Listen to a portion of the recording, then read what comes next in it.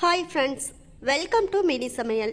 இன்னைக்கு நம்ம சேனலில் சூப்பரான டேஸ்ட்டில் எல்லாருக்குமே ரொம்ப பிடிச்ச ஆட்டுக்கால் சூப் எப்படி பண்ணுறதுன்னு தான் பார்க்க போகிறோம். இதை சின்ன குழந்தைங்களுக்கு சளி, இருமல், காய்ச்சல் இந்த மாதிரி இருக்கிற டைம்லையும், பெரியவங்களுக்கு உடல் சோர்வு, கைகால் வலி, மூட்டு வலி இந்த மாதிரி இருக்கக்கூடிய நேரத்துலையும் இந்த சூப்பை வாரத்தில் ஒரு முறையாவது சாப்பிட்டுட்டே வாங்க.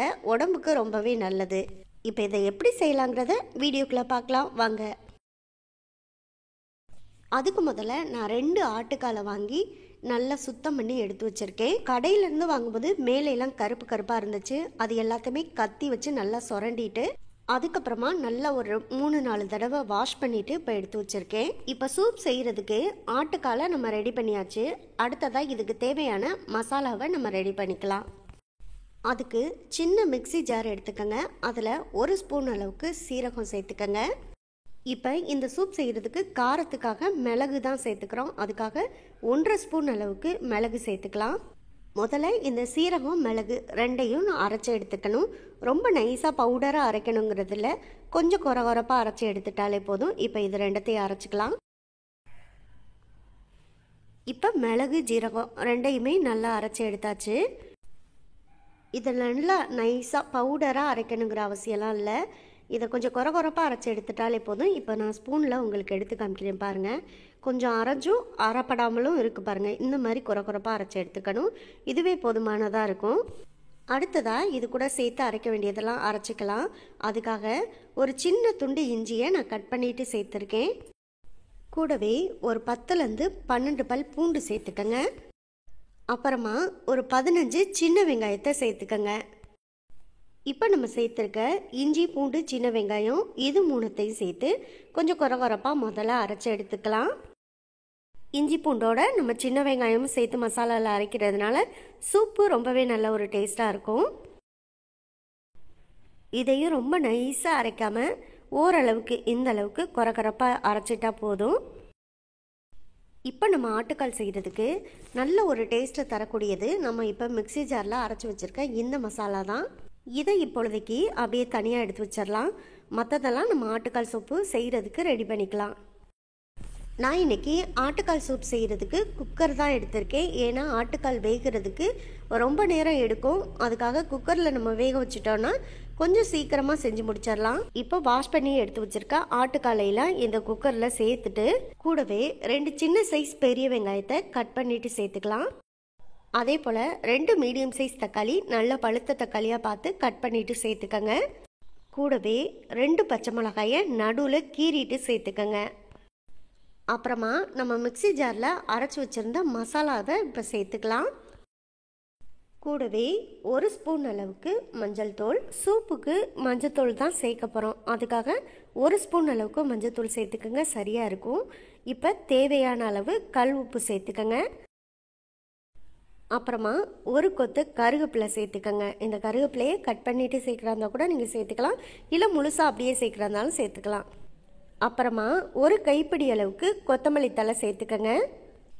இப்போ ஆட்டுக்காலை வேக வைக்கிறதுக்கு தேவையான அளவு தண்ணி சேர்த்துக்கலாம். சூப்புங்கிறதுனால நம்ம தண்ணி அதிகமாக தான் சேர்க்கணும். நான் இப்போ 2 லிட்டர் அளவுக்கு தண்ணி சேர்த்துக்கிறேன். இதில் தண்ணியெல்லாம் சேர்த்த பிறகு ஒரு கரண்டி போட்டு நல்லா ஒரு முறை கலந்து விட்டுக்கங்க.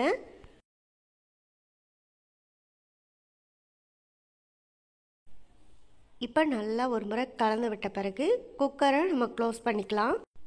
இப்போ இதில் விசிலை போட்டு நம்ம ஸ்டவ்வில் எடுத்து வச்சுட்டு ஒரு 10லேருந்து 12 விசில் விடுற வரைக்கும் நம்ம வெயிட் பண்ணலாம். ஆட்டுக்கால் வேகிறதுக்கு ரொம்ப நேரம் எடுக்கும். அதனால் மேக்ஸிமம் 10 விசிலாவது வச்சுக்கோங்க. அப்போ தான் நமக்கு சாஃப்டாக ஆட்டுக்கால் நல்லா வெந்து வரும். இப்போ குக்கர் ஒரு 10 விசில் விட்டு நல்லா ப்ரெஷர்லாம் வெளியில் ரிலீஸ் ஆன பிறகு தான் நான் இப்போ குக்கரை ஓப்பன் பண்ணியிருக்கேன்.